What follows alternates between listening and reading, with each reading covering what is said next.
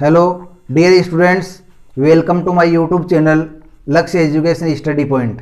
मैं आज आपके लिए लेकर के आया हूँ रिट एग्ज़ाम के लिए सिलेबस में दिया हुआ एक टॉपिक जिसका नाम है टेक्यूशन। देखिए स्टूडेंट्स, और आप लाइक कीजिए, शेयर कीजिए और सब्सक्राइब कीजिए ताकि आपके पास में और भी रीट का जो सिलेबस है इंग्लिश का उसकी नोटिफिकेशन आपके पास में जाती रहे और आप इसका मेंबर बन सको। देखिए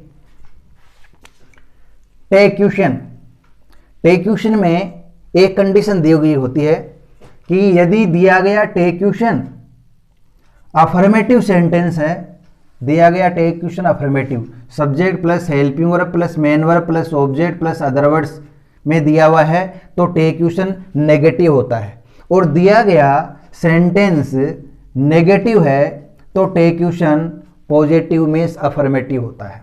और इसमें नेगेटिव बनाने के लिए नोट में से आपको ये ओ हटाना पड़ेगा और इसकी जगह आपको अपोस्ट्रोफ लगाना पड़ेगा, ये एंटी लगेगा इस प्रकार से। तो दिया गया जो स्टेटमेंट है ये देख लीजिए आपके सामने, अफर्मेटिव सेंटेंस की वाक्य रचना है और अफर्मेटिव सेंटेंस की वाक्य रचना है तो ये आगे का जो टेग बनेगा वो बनेगा नेगेटिव। किस प्रकार से बनेगा? इस दिए गए अफर्मेटिव सेंटेंस में जो भी हेल्पिंग वर्ब दे रखी है, हेल्पिंग वर्ब, उस हेल्पिंग वर्ब को आपको यहाँ लिखना पड़ेगा प्लस इसके आगे आपको नोट लगाना पड़ेगा और नोट भी एंटी इस प्रकार से लगाना पड़ेगा, वो गायब है और अपोस्ट्रोफ। इसमें जो सब्जेक्ट है वो यहाँ पर सब्जेक्ट लिखना पड़ेगा। ये अफर्मेटिव सेंटेंस था, ये टेक्यूशन इसका नेगेटिव बन गया। सबसे पहले हेल्पिंग वर्ब, उसके बाद में नॉट, उसके बाद में सब्जेक्ट। अब दिया गया स्टेटमेंट है नोट यानी नेगेटिव, तो ये बनेगा अफर्मेटिव सेंटेंस। तो नोट तो आएगा नहीं, इसमें हेल्पिंग वर्ब दे रखी है, वो हेल्पिंग वर्ब यहाँ पर लिख दो। इसके अलावा जो सब्जेक्ट दिया हुआ है वो सब्जेक्ट लिख दो। स्टूडेंट्स ध्यान दीजिए इस बात पर, जो भी हेल्पिंग वर्ब दे रखी है सेंटेंस में वो हेल्पिंग वर्ब यहाँ पर आ गई है और सब्जेक्ट आ गया है। ये अफर्मेटिव सेंटेंस था तो ये नेगेटिव हुआ है, इस बात का आपको विशेष ध्यान रखना है। वक्ता है वो टेक्यूशन के माध्यम से श्रोता से अपनी राय जानने की कोशिश करता है कि मैंने जो बात कही है वो आपको कैसी लगी, मैंने जो बात कही है वो सही है या गलत है। तो उससे यस या नो में या उसकी राय जानने की कोशिश करता है कि मैंने जो बात कही है वो किस प्रकार की कही है, आपको कैसा लगा। तो आपके सामने एग्जाम्पल देखिए, he is playing comma blank interrogative mark. ये अफर्मेटिव सेंटेंस है, अफर्मेटिव सेंटेंस होने पर टैग नेगेटिव बनेगा। इसमें जो हेल्पिंग वर्ब दे रखी है उस हेल्पिंग वर्ब को आप यहां पर लिख दो। ये अफर्मेटिव सेंटेंस है तो टैग नेगेटिव बनेगा और नेगेटिव में आपको इस प्रकार से नोट लगाना पड़ेगा, वो नहीं लिखना है, ऊपर अपोस्ट्रोफ लिखना है। फिर सब्जेक्ट कौन सा, इसमें ही है तो आप स्मॉल लेटर में ही को लिख दो, ये आपका टैग क्वेश्चन बन गया है। इसी प्रकार से दूसरा एग्जाम्पल आपके सामने, she was not a student, वह एक विद्यार्थी नहीं थी, इसका टैग क्वेश्चन बनाना है। देखिए ये दिया गया सेंटेंस नेगेटिव सेंटेंस है और नेगेटिव सेंटेंस होने पर इसका टेक्यूशन पॉजिटिव बनेगा, अफर्मेटिव बनेगा। इसमें जो हेल्पिंग वर्ब दे रखी है उस हेल्पिंग वर्ब को आपको शुरू में यहाँ लिखना पड़ेगा और इसका जो सब्जेक्ट है इसको स्मॉल लेटर में यहाँ लिखना पड़ेगा। इसमें नोट नहीं आएगा। दिया गया स्टेटमेंट यदि अफर्मेटिव है तो टेक्यूशन नेगेटिव बनेगा और दिया गया स्टेटमेंट यदि नेगेटिव है तो टेक्यूशन अफर्मेटिव बनेगा। इस तरीके से आपको करना पड़ेगा।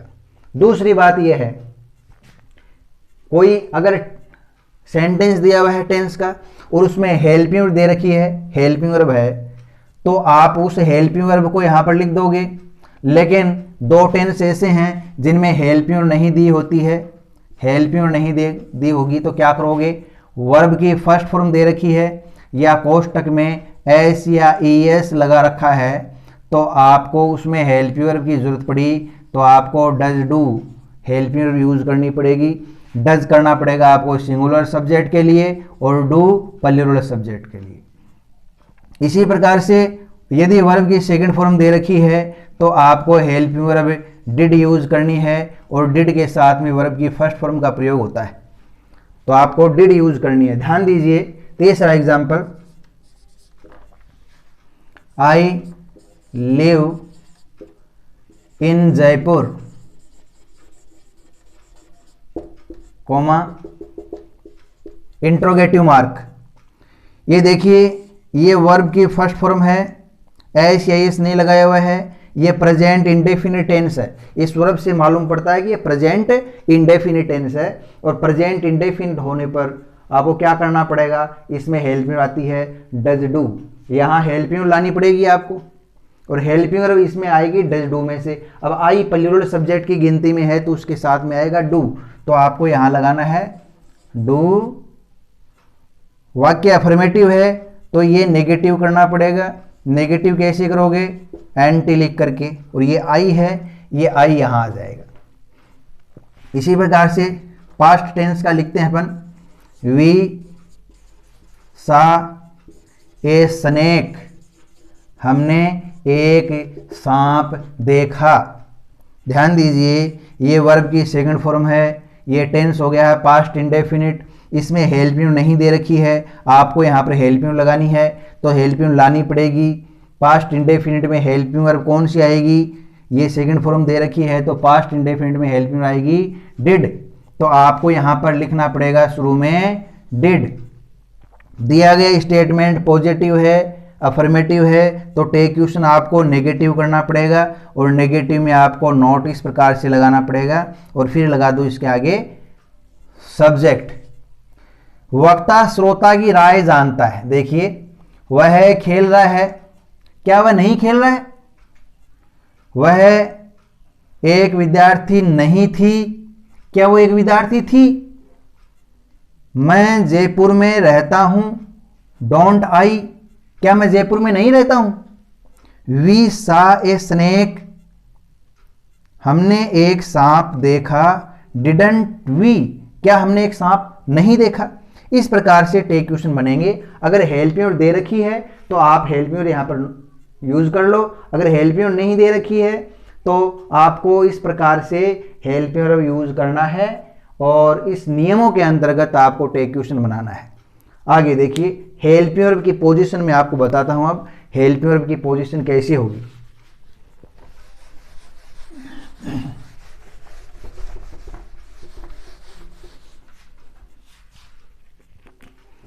देखिए, अगर जो भी हेल्पिंग वर्ब होगी वो आपको उसके आगे एंटी लगाना है, लेकिन एम अगर हेल्पिंग वर्ब आती है उसका टेक क्वेश्चन आप नेगेटिव बनाते हो तो आपको टेक क्वेश्चन बनाना पड़ेगा आरंट। अगर helping verb model helping verb आती है कैन तो आपको इसका नेगेटिव टेक बनाना पड़ेगा can't. Can not, can not की जगह कैन नॉट, तो ये दो एन है, इसमें दो एन की जगह एक एन कट हो जाएगा और ओ गायब है, इसमें एंटी लग जाएगा। इस प्रकार से इसमें एक ही एन यूज हुआ है। तीसरा है, अगर हेल्पिंग वर्ब आती है विल, उसका नेगेटिव टेक बनाओगे तो हो जाएगा वॉन्ट, और अगर सेल हेल्पिंग वर्ब दे रखी है तो इसका नेगेटिव टेक होगा सांट।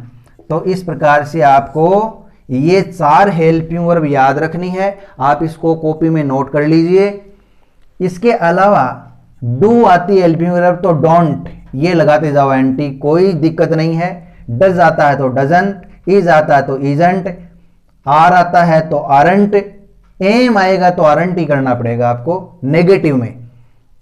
इसके अलावा कैन आता है तो कांट, विल आता है तो वॉन्ट, सेल आता है तो सांट, हेज आता है तो हेजंट, कोई दिक्कत नहीं है, हेज के आगे एंटी लगा दो, हेव के आगे हेवंट, डिड के आगे डिडंट, इसी प्रकार से वाज के आगे वाजंट, वर के आगे वरंट, हेड के आगे हेडंट, सारे के सारे, कुड के आगे कुडंट, शुड के आगे शुडंट, मस्ट के आगे मसंट, जो भी हेल्पिंग वर्ब या मॉडल आते हैं उनके तुरंत बाद में आपको एनटी लगा देना है, नेगेटिव टैग बन जाएगा यदि दिया हुआ स्टेटमेंट अफर्मेटिव है तो।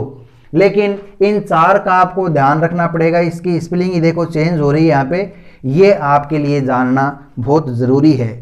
इसके अलावा आप देखिए, ये था अफर्मेटिव सेंटेंस, दिया गया स्टेटमेंट अफर्मेटिव, टैग नेगेटिव, दिया गया स्टेटमेंट नेगेटिव तो टैग बनेगा अफर्मेटिव। अब हो यदि इंपेरेटिव सेंटेंस, इंपेरेटिव सेंटेंस हो आदेशात्मक वाक्य या आदेश सूचक वाक्य, जैसे ओपन द डोर, ये इंपेरेटिव सेंटेंस है। इसमें मेन वर्ब की फर्स्ट फॉर्म आई है शुरू में, ये हो गया ऑब्जेक्ट, तो यहाँ पर कोमा दी हुई है और आपको ब्लैंक देख करके इसमें क्वेश्चन मार्क लगाया हुआ है कि इसका टैग क्वेश्चन बनाइए। तो आप इसका टैग किस प्रकार से बनाओगे, इसमें आपको लिखना पड़ेगा विल यू। विल यू लगाते ही आपका टैग सही हो जाएगा। जैसे shut the window, shut the window, खिड़की बंद करो, खिड़की बंद करो, तो इसमें आपको क्या करना पड़ेगा, इसमें भी आप वॉन्ट यू कर सकते हो, want you. Shut the window में वॉन्ट यू भी कर सकते हो, विल यू भी कर सकते हो, कोई दिक्कत ना है। इसके अलावा लेटस गो देयर, हमें उधर चलना चाहिए, इसमें अस के हिसाब से आपको करना पड़ेगा शैल वी, शैल वी, हाँ शैल वी करना पड़ेगा इसमें, क्योंकि अस का वी बनेगा तो इसमें शैल वी करना है। इस प्रकार से डियर स्टूडेंट्स, दोस्तों, आप रीट के अंदर अच्छे अंक प्राप्त कर सकते हो। आपको वीडियो कैसा लगा, आप लाइक शेयर और सब्सक्राइब ज़रूर कीजिए। मैं आपके लिए और भी passive voice, direct indirect, preposition, determiners, जितने भी आपके टॉपिक्स हैं, फोनेटिक सिंबल्स एंड ट्रांसक्रिप्शन, सारे के सारी वीडियो इस चैनल पर डालने जा रहा हूं। आपको बहुत फ़ायदा होगा। Thank you very much, best of luck.